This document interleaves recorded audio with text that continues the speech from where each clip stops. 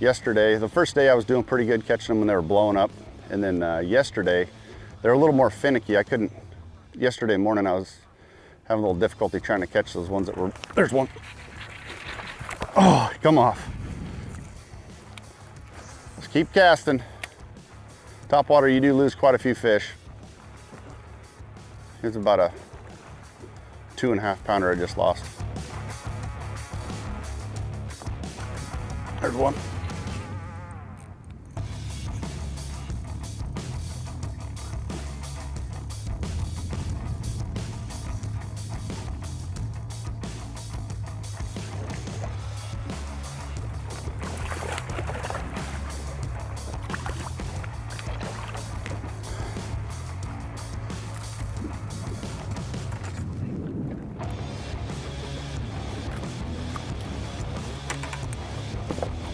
It's a little better one.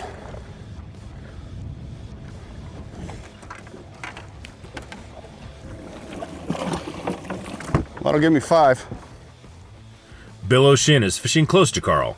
Bill lands a quick keeper on the A-rig to get his morning started on a windy Columbia River.